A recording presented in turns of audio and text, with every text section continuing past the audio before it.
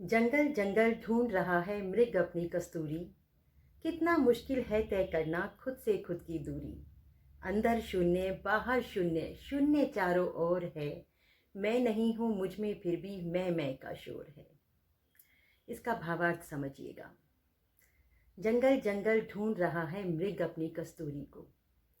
कस्तूरी नर हिरन में पाया जाने वाला एक ऐसी चीज होती है जिसकी खुशबू इतनी ज्यादा होती है कि खुद हिरन उसकी तलाश में जंगल जंगल ढूंढता रहता है। उसे ये भी नहीं पता होता कि वो खुशबू उसके स्वयं के अंदर से आ रही है। ऐसे ही हर इंसान के अंदर कुछ खूबियां होती हैं, लेकिन वो चारों तरफ उसके ढूंढ मचाता रहता है, लेकिन उसे ये नहीं पता होता कि उसके अंदर ही उसके सद्गुण छुपे हुए हैं। मैं का शोर करता रहता है। इसका भावार्थ मैं आपको बाद में बताऊंगी। संयम और धैर्य की ज़रूरत होती है और किस्मत पे विश्वास करने की ज़रूरत होती है। एक भगवान है जिसकी अद्भुत शक्ति है, अदृश्य शक्ति है, जो आपके साथ हमेशा रहती है। समय से पहले और भाग्य से ज़्यादा कुछ नहीं मिलता, लेकिन अपने कर्मा पे विश्वास करना कभी मत छोड़िएगा। एक कहानी सुनाती हूँ।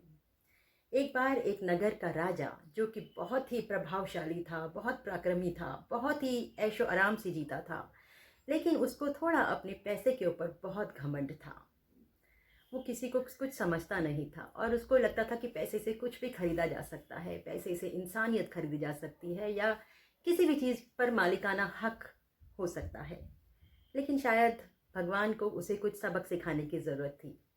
इसलिए एक बार उस नगर में एक ज्योतिषी जी आए, जो कि बहुत ही विद्वान थे और उनकी विद्या की जो पहचान थी वो दूर दूर तक थी।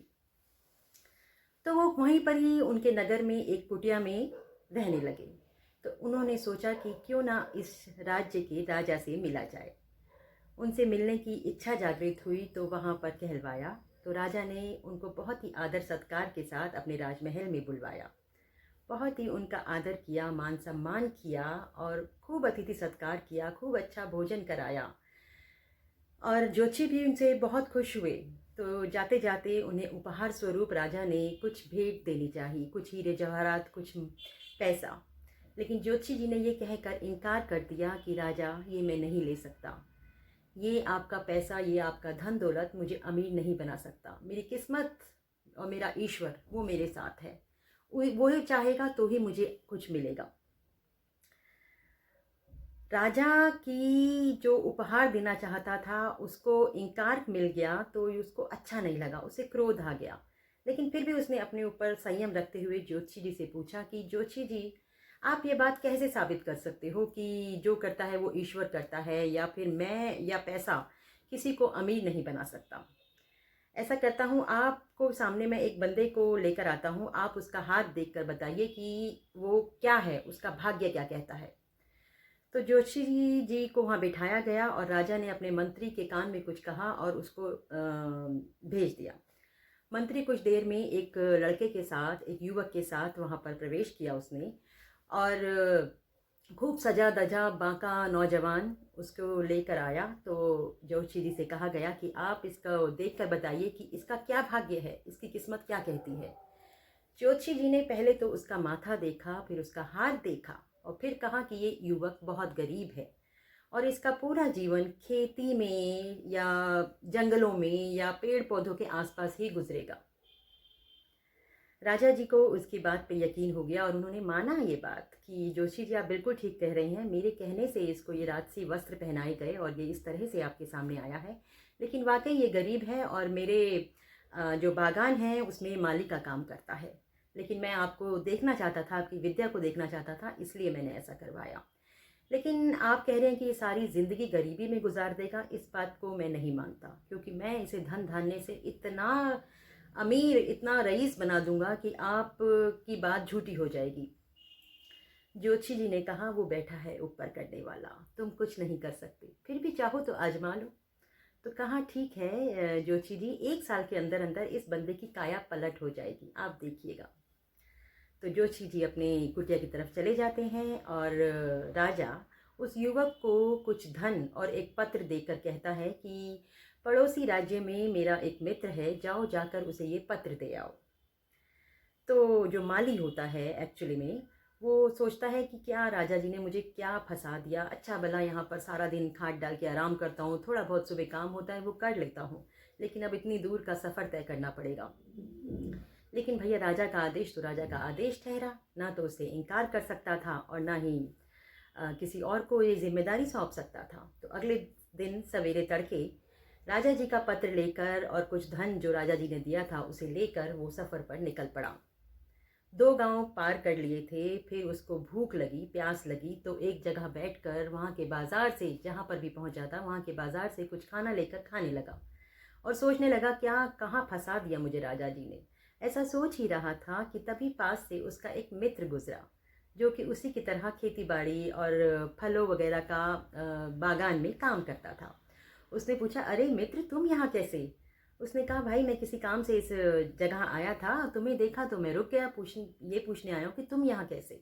उसने कहा, सारी बात बताई कि राजा जी ने ऐसे ऐसे ये मुझे पत्र दिया है कि पड़ोसी राज्य में जाकर उनके मित्र को देकर आना है, लेकिन पता नहीं मुझे कहाँ फंसा दिया। मैं तो दिन भर आराम करता हूँ अपनी कुटिया में और मज़े से रहता हूँ, थोड़ा बहुत जो काम होता है राजभवन का और वो बागान का, राजभवन के बागान का, वो करता हूँ, लेकिन ये तो बस मुझे थका देने वाला काम है। तो उसके मित्र ने कहा, कैसी बातें करते हो, राजा के मित्र के यहाँ जा रहे हो, एक दूसरे राज्य में जा रहे हो, राजा का फरमान लेकर जा रहे हो, उनका पत्र देने जा रहे हो, तो सोचो तुम्हें कितना आदर सत्कार मिलेगा। ये तो बहुत खुशी की बात है, अगर मुझे होता, मुझे ये काम मिलता तो मैं तो हंसी खुशी ये काम करता। तो जैसे तो अंधा क्या चाहे दो आंखें। उसने कहा, ठीक है, समझो ये काम तुम्हें ही मिला है, ये लो ये पत्र और ये लो ये पैसा, अपनी यात्रा को इस पैसे से पूरा करना और जाके ये पत्र दे आओ, तुम्हारा भी मन मांगी मुराद पूरी हो जाएगी। और वो मैं जब तक 2 दिन तक यहीं पर ही सुस्ता लूँगा, उसके बाद अपने वापस चला जाऊँगा। 2 दिन बाद वो तो वापस चला गया और वो जो मित्र जिसको पत्र दिया गया था वो उस राज्य में गया, वहाँ जाकर राजा जी को कहलवाया कि भाई पड़ोसी राज्य से मैं आया हूँ और राजा जी ने कुछ भिजवाया है। बहुत आदर सम्मान के साथ उस बंदे को अंदर बुलवाया गया और मंत्रियों के साथ उसे बिठाया गया, बहुत आदर सत्कार किया, खूब वो किया। पत्र राजा जी को जब दिया तो पत्र खोलकर देखा, उसमें लिखा था कि मित्र, ये नौजवान बहुत अच्छा है जिसको मैंने भेजा है, तुम इसको अपने राज्य में 500 एकड़ ज़मीन दे देना, इसके नाम कर देना और चाहो तो इसके साथ अपनी बेटी का विवाह भी कर सकते हो, और जब ये वापस आएगा तो मैं भी इसको 2 गांव इसके नाम कर दूंगा। तो राजा का मित्र की ये बात सुनकर राजा जी को अच्छा लगा। उन्होंने अपनी पुत्री और अपनी पत्नी से विचार विमर्श करके अपनी पुत्री का विवाह उससे तय कर दिया और विवाह कर भी दिया, और जाते जाते उसको खूब हीरे जवाहरात और खूब पैसा देकर विदा किया। और उधर 2 दिन के सुस्ताने के बाद जब वो अपनी माली अपने वहाँ पहुँचा अपने राज्य में, और अगले दिन वो बागों में पानी दे रहा था, तो राजा जी भी उधर से निकले। उन्होंने पूछा, अरे तुम यहाँ कैसे, जो मैंने तुम्हें काम सौंपा था वो कराए? उसने कहा, उसको डर गया कि भाई अब तो मेरी चोरी पकड़ी जाएगी। उसने कहा, राजा जी मेरे को आलस आ गया था, मेरा एक मित्र था वो जाने को तैयार था तो मैंने उसको ये काम दे दिया। हालांकि राजा को थोड़ा गुस्सा आया कि राजा की बात का इनकार किया, राजा की बात का मान नहीं रखा, लेकिन कुछ सोच कर, जोशी की बात को याद करके उसने सोचा कि शायद कुछ त्रुटि हो गई है, शायद कोई भूल चूक हो गई है, तो एक बार और आजमाऊंगा इसको। तो राजा जी चले गए। तो उसको लगा मालिक को कि राजा जी तो शायद नाराज़ हो गए। 1-2 दिन के बाद बाग में खूब बड़े बड़े तरबूज लगे थे, उन तरबूजों को लेकर वो राजा के महल में गया और कहा, महाराज देखिए इस बार कितनी अच्छी फसल हुई है, कितने अच्छे फल आपके बागान में आए हैं, ये मैं आपको उपहार देने आया हूँ। राजा जी ने मंत्री को इशारा किया, मंत्री ने वो तरबूज ले लिए और अंदर जाकर उनमें से एक तरबूज को काट के उसको साफ करके उसमें हीरे जवाहरात भर दिए और उसको अच्छे से चिपका के ले आया। राजा ने कहा, मैं तुम्हारी इस काम से बहुत खुश हूँ और ये तुम्हें उपहार स्वरूप देता हूँ। माली को लगा कि इतना बड़ा राजा इतने अच्छे फल देखकर भी खुश नहीं हुआ और मुझे मेरा ही उगाया हुआ यही तरबूज वापस कर रहे हैं, तो ये क्या न्याय है। उसको बड़ा दुख हुआ, लेकिन राजा के सामने कुछ कहने की तो हिम्मत ही नहीं। खैर राजा को नमस्कार करके उनसे विदा लेके बाहर आया, वापस अपने घर की तरफ जा रहा था तो रास्ते में एक मित्र मिला। तो बोला, अरे मित्र, ये तरबूज इतना बड़ा इतना सुंदर तरबूज लेके कहाँ जा रहे हो, कहाँ से आ रहे हो? तो उसने सारी कहानी सुनाई कि ऐसे ऐसे बड़े अच्छे तरबूज हुए थे, राजा जी को देने गया था, उन्होंने एक बदले में मुझे ही वापस कर दिया उपहार स्वरूप। तो मैं इसका क्या करूँगा इतने बड़े तरबूज का। तो उसके मित्र ने कहा कि अरे भाई, तुम्हें तो खुशनसीब समझना चाहिए अपने आप को, राजा के यहाँ से तुमको इतना अच्छा फल पुरस्कार स्वरूप मिला है। अगर ये फल मुझे मिला होता ना तो मैं बहुत खुश होता और घर लेकर जाता तो मेरी बीवी बच्चे भी बहुत खुश होते। तो कहता है भैया ऐसा है, ये तरबूज पकड़ो तुम और जाओ अपने घर ले जाओ, खुशियाँ मनाओ, अपनी बीवी और बच्चों को खिलाओ। तो मित्र अपने वो लेकर चला गया और घर जाके काटा तो उसमें से हीरे जवाहरात निकले। बहुत अमीर बन गया पल में अंदर। देखिए, पल में प्रलय आती है और पल में ही राजा से रंक और रंक से राजा बन जाता है इंसान। अगले दिन वो आदमी खूब अच्छे अच्छे कपड़े पहन के जब उधर से गुजर रहा था तो उस माली ने टोका, अरे तुम अचानक रातों रात इतने अमीर और इतने शानो शौकत के साथ कैसे? तो उसने सारी कहानी सुनाई। तो उसने अपना माथा पीट लिया। माथा ही पीट रहा था तो देखा उधर से एक बारात आ रही है। देखा ध्यान से तो वो मित्र था। उसको रोक कर पूछा कि भाई ये क्या? तो उसने भी पूरी कहानी सुनाई। तो देखा आपने, समय से पहले और भाग्य से ज़्यादा किसी को कुछ नहीं मिलता और उस ईश्वर की इच्छा के बिना भी कुछ नहीं मिलता।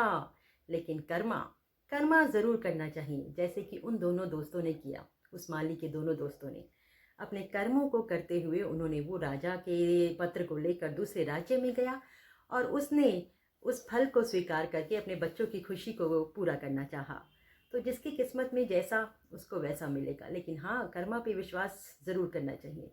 राजा जी को जब ये बात पता चली तो उन्होंने इस जोशी जी की बात को मान लिया कि वाकई समय से पहले और भाग्य से ज़्यादा कुछ नहीं मिलता। मैं नहीं हूँ मुझ में, लेकिन मैं का शोर है। आ गया आपको समझ में? राजा की मैं भी जाती रही। उनको समझ में आ गया कि वाकई ईश्वर से ज़्यादा कोई कुछ नहीं कर सकता। मैं राजा ज़रूर हूँ, लेकिन मेरे भी हाथ बंधे हैं। उस ईश्वर की मर्ज़ी के बिना मैं भी किसी का कुछ नहीं कर सकता। उन्होंने उस जोशी को बुलवाया, लेकिन जोशी जी तो शायद जा चुके थे। बहुत ढूंढवाया लेकिन नहीं मिले। तो मेरा यहाँ एक बात और कहनी है कि ईश्वर कभी कभी इंसान को समझाने के लिए मानव जीवन लेकर इस धरती पे उतरते हैं।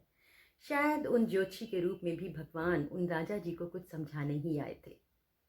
कम forward from dark to light, यही है मेरे चैनल का मेन मकसद भी, कि कैसे अंधेरे की गहराइयों से निकलकर उजाले की रोशनी को पकड़ना है।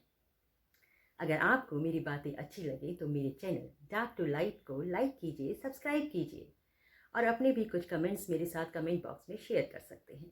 फिर मिलूंगी एक नई बात के साथ, एक नई मुलाकात के साथ, सुगंध के साथ। Dark to light, a journey with Sugandh में। नमस्कार।